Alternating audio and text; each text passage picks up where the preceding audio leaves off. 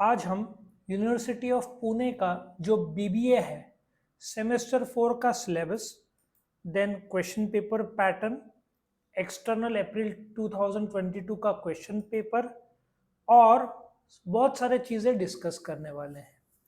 सबसे पहले स्टूडेंट्स का सवाल आता है कि क्वेश्चन पेपर सेट कौन करता है, कॉलेज वाले क्या यूनिवर्सिटी वाले। दूसरा सवाल आता है चेक कौन करता है, कॉलेज वाले क्या यूनिवर्सिटी वाले। फिर बच्चे लोग पूछते हैं एग्जामिनेशन इंटरनल्स कब होगा, एक्सटर्नल्स कब होगा। ठीक है, तो पूरा मैं डिस्कस करने वाला हूँ। नाउ कोविड के टाइम में खुद कॉलेज वाले सेट करते थे, खुद कॉलेज वाले चेक करते थे। अभी कोविड क्लियर हो गया है, अभी गाइडलाइंस क्या है, फर्स्ट और सेकंड सेम का पेपर सेटिंग यूनिवर्सिटी ने करना चाहिए, चेकिंग कॉलेज ने करना चाहिए। लेकिन इस बार अभी जो फर्स्ट सेम में हुआ वो अलग अलग कॉलेजेस ने सेट किया और कॉलेजेस ने चेक किया और मार्क्स यूनिवर्सिटी को भेजा जहां से ऑनलाइन रिजल्ट आया। लॉजिक समझ में आया। लेकिन थर्ड सेम ऑनवर्ड्स गाइडलाइंस बहुत क्लियर है, पेपर सेटिंग यूनिवर्सिटी करेगा। तुम पेपर लिखोगे, इंटरनल का चेकिंग कौन करेगा, कॉलेज वाले, एक्सटर्नल यूनिवर्सिटी वाले चेक करेंगे। इसका मतलब थर्ड, फोर्थ, फिफ्थ और सिक्स सेम, ये चारों सेम का पेपर सेटिंग और चेकिंग की जवाबदारी किसकी, एक्स्ट्रा यूनिवर्सिटी ऑफ पुणे की। नाउ मेरा एक्सपीरियंस जो है 6 सेमेस्टर में सबसे डेप्थ फोर्थ सेमेस्टर में ही रहता है। आप बीकॉम भी ले लो, बीबीए भी ले लो और आईबी भी ले लो, बीबीए इंटरनेशनल बिजनेस, इसका फोर्थ कठिन नहीं, सबसे डेप्थ। ठीक है, तो स्पेशलाइजेशन के बारे में भी डिस्कस करूंगा। नाउ ये जो 401 है, entrepreneurship and small business management, जो पिछला सिलेबस था पुराने सिलेबस में, ये फिफ्थ सेम में था, ये इन लोगों ने उसको फोर्थ सेमेस्टर में लेकर आए। बड़ा इंटरेस्टिंग सब्जेक्ट है और स्टार्टअप के लिहाज से बहुत डेप्थ है। ठीक है, तो इसका जो सिलेबस है, एंटरप्रेन्योरशिप पर्सपेक्टिव, बेसिक लेवल पे कंसेप्ट ऑफ एंटरप्रेन्योर क्या है, उनके फंक्शंस क्या है, टाइप्स क्या है, क्वालिटीज क्या है। ठीक है, नाउ इन लोगों ने एमएसएमई डाला और इसके जो आप डिटेल्स पढ़ोगे ना, एंजल फंडिंग, वेंचर फंडिंग, यदि गवर्नमेंट के कुछ लोग को बुलाया जाए और स्टार्टअप के कुछ लोग को बुलाया जाए तो 6 सेमेस्टर में आजकल जो आप लोग का स्टार्टअप का आइडिया है उसके लिए बेस्ट सब्जेक्ट है। ठीक है, और इसमें भी आपने वुमेन फाउंडेड स्टार्टअप के बारे में भी कहा है। ठीक है ना, शार्क टैंक में 2 लेडीज आते हैं ना, तो इन लोगों ने सिलेबस तो अच्छा बनाया है। अब वो टीचिंग कैलिबर कॉलेज पर है। अभी 100 मार्क का सब्जेक्ट है, इंटरनल्स 30 और एक्सटर्नल्स कितना, 70 मार्क का। Internal 30 marks on the basis of attendance ले लो, प्रोजेक्ट ले लो, सबमिशन ले लो, इंटरनल एग्जाम ले लो, वाइवा ले लो, वो कॉलेज नॉर्मली डिसाइड करता है। हाँ, एक्सटर्नल 70 मार्क का है। तो अभी हम क्या करेंगे, जब हम अप्रैल 2022 का क्वेश्चन पेपर देखेंगे उसमें क्वेश्चन पेपर पैटर्न भी आ जाएगा। नाउ कितने मार्क्स का है, 70। अच्छा, पिछले इफ यूनिवर्सिटी ऑफ पुणे में बीबीए आके करीबन 17 साल हो गए, तो ये जो एंटरप्रेन्योरशिप का नया सिलेबस आई थिंक 3-4 साल पहले आया, तभी से इन लोगों ने ऑब्जेक्टिव्स रखा है। पहले जो 12-14 साल ऑब्जेक्टिव्स था ही नहीं, डायरेक्टली बड़े क्वेश्चन होते थे। अब ये एमसीक्यू 5 मार्क का है, 1 2 3 4 5, और यहाँ 5 मार्क का है और 1 सेंटेंस 15, और ये 5 20, तो आपका 20 मार्क तो एमसीक्यू जिसमें fill in the blanks, match the pairs, answer in 1 sentence, ठीक है, इसमें ही कवर अप हो जाता है। ये एक एडवांटेज बच्चों को मिलता है। ठीक है, now question number 2, solve any 3 out of 5 long answer questions बोला है।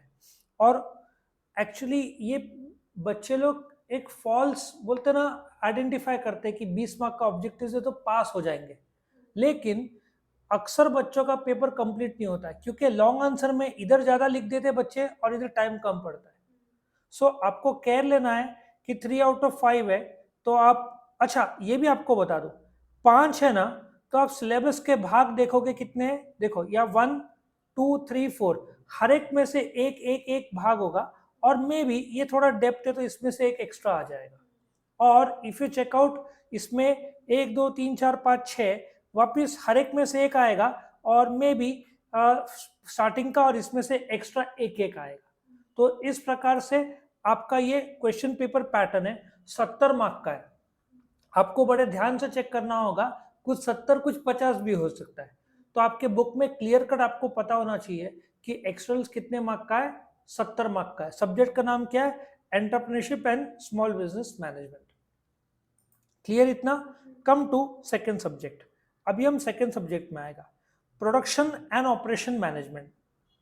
ट्रेडिशनली आप देखोगे बीबीए और बीबीए आईबी जो है, पहले किसी में थर्ड सेमेस्टर में रहेगा, उसको फोर्थ सेमेस्टर में ढकल दिया, फोर्थ सेमेस्टर रहेगा थर्ड से, तो ये पुराने सिलेबस में भी थर्ड और फोर्थ सेमेस्टर में से ही एक था।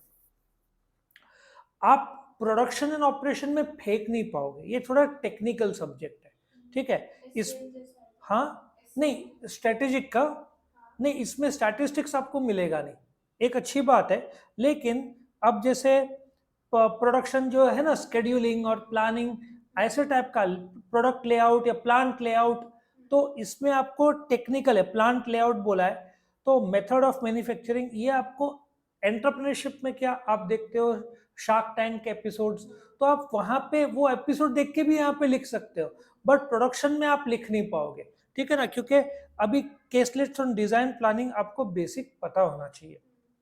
और एक्सक्यूज मी, ये TQM क्वालिटी सर्कल, ये जापानीज कंसेप्ट दिया है। इफ आप देखोगे ना, वर्ल्ड का बेस्ट मैन्युफैक्चरिंग जापानीज माना जाता है, तो वो लोग ये सब फॉलो करते हैं, ठीक है ना। तो इतना अच्छा इन लोगों ने दिया है, स्केड्यूलिंग दिया है, मेंटेनेंस मैनेजमेंट दिया है।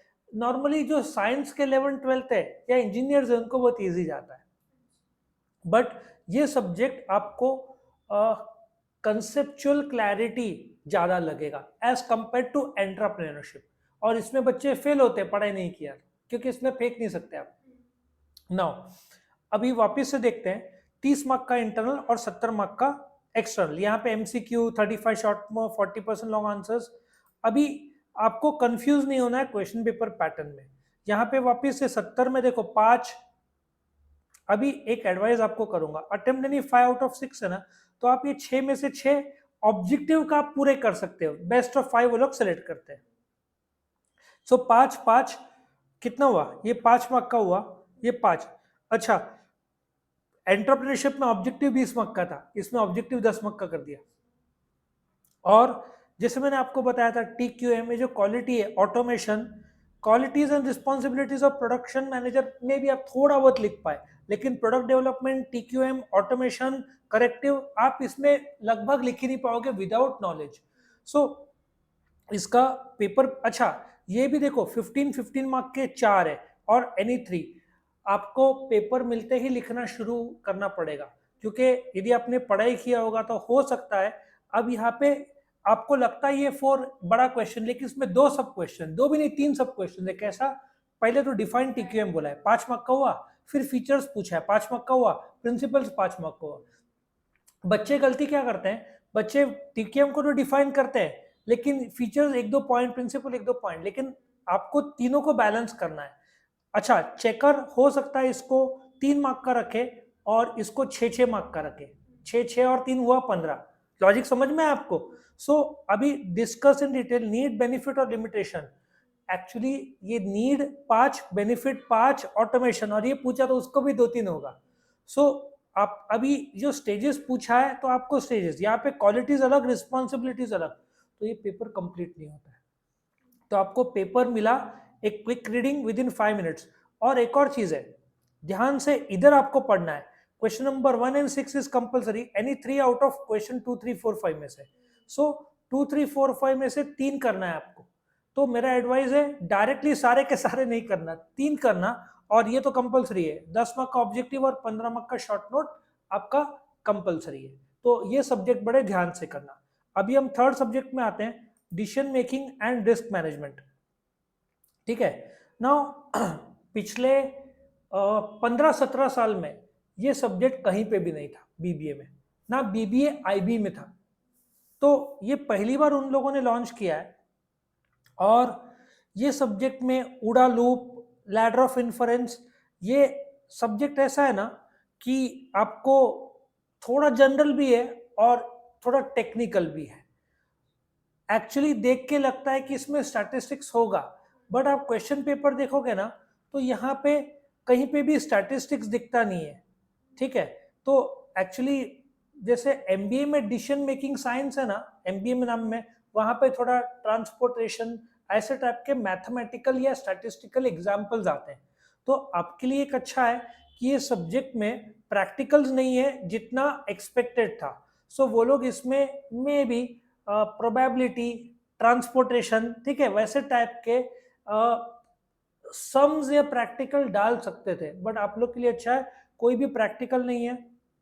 और सबसे इंपॉर्टेंट इसका यहाँ पे देखो डिसीजन मेकिंग साइंस, यहाँ पे कंपलसरी, थोड़ा क्लैरिटी की कमी है इधर, तो मैं आपको सिंपल सा बताता हूँ, इससे आपको अंदाजा आ जाएगा। 30 मार्क्स का इंटरनल और 70 मार्क का जो थियरी पेपर है। एक अच्छी बात है, आपको सम्स इसमें नहीं है, जबकि एमबीए में सम्स आता है, और एमबीए बच्चों को हार्ड जाता है सब्जेक्ट। उनको भी डिसीजन मेकिंग साइंस का 3rd सेमेस्टर में है उनको, ठीक है। Now attempt any 5 out of 6, मैं आपको स्ट्रॉन्ग एडवाइस करूंगा कि ABCDF ये करना। Again according to Alderfer human needs can be classified into, आप बिना स्टडी के फेंक ही नहीं पाओगे।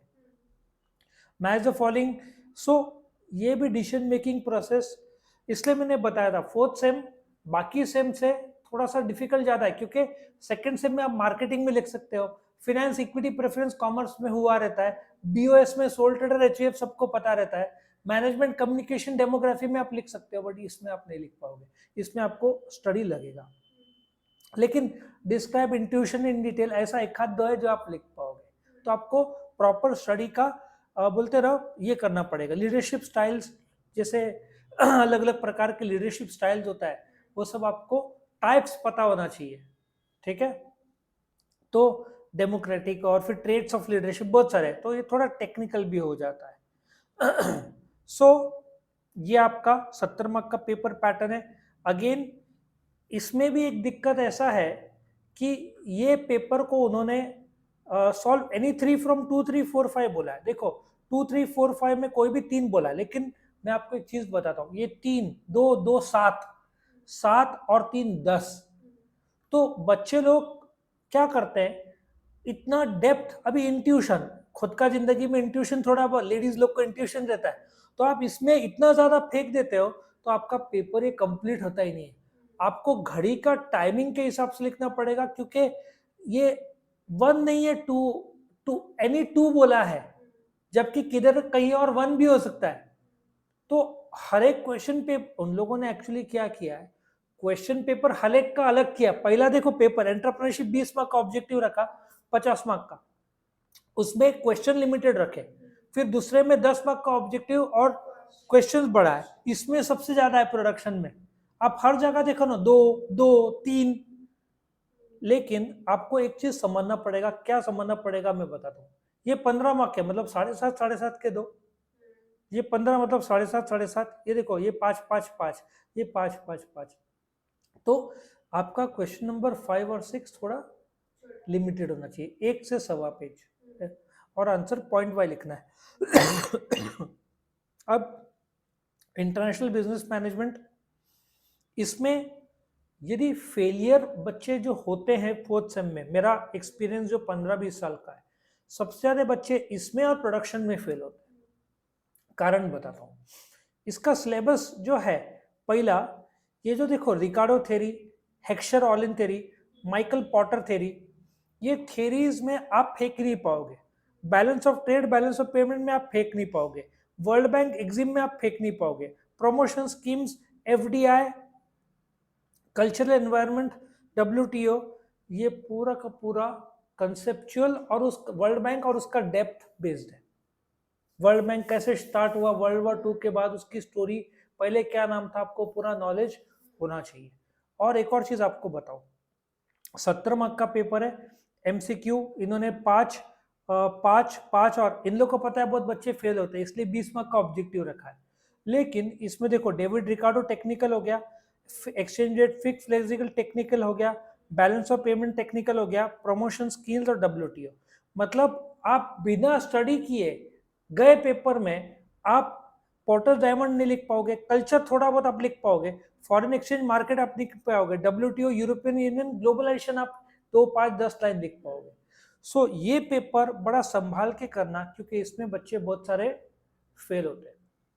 अच्छा, क्वेश्चन 2 में लॉन्ग आंसर्स में इन्होंने 3 आउट ऑफ 5 बोला है। आपको कभी भी पेपर शुरू करना है ना, पहले ये देखना है ऑल क्वेश्चन आर कंपलसरी। इसका मतलब ये आप इसमें ये तो आपको सेकंड अटेम्प्ट करना है, लेकिन अंदर के अंदर एनी 3। और फिर क्वेश्चन नंबर थियरीज बहुत इंपॉर्टेंट है, क्योंकि बोलते ना, ये थियरी जो था उस समय का थिंकिंग कि एक देश दूसरे देश को एक्सपोर्ट करके कैसे ग्रो हो सकता है, उस ये एक्चुअली थियरी सब 250 साल पुराने हैं। एडम स्मिथ, डेविड रिकार्डो, ठीक है ना, ये सब पुराने थियरीज है। तो उस समय देश रिच कैसे हुए, अमेरिका रिच या कैसे, तो इन लोग का मानना है। बहुत मजा आता है सिखाने। इनके मॉडल है टू, जैसे एडम स्मिथ का अलग थियरी है, फिर डेविड रिकार्डो का अलग है, हेक्सर ऑलिन का अलग थियरी है, डायमंड का अलग है, चारों थियरीज अलग है और बारीकी से करना पड़ता है थियरी, उसमें ग्राफ्स भी आएगा। ये थोड़ा इकोनॉमिक्स बेस्ड भी है। अब बैलेंस ऑफ ट्रेड, हाँ ये बेस्ट है, लेकिन जो बच्चे लोग सोचते हैं बिना पढ़े पास होंगे, इसमें फेल हो जाते हैं। ये इसको पढ़ना ही पड़ता है। नाउ आगे बढ़ते हैं, अभी स्पेशलाइजेशन की बात करते हैं।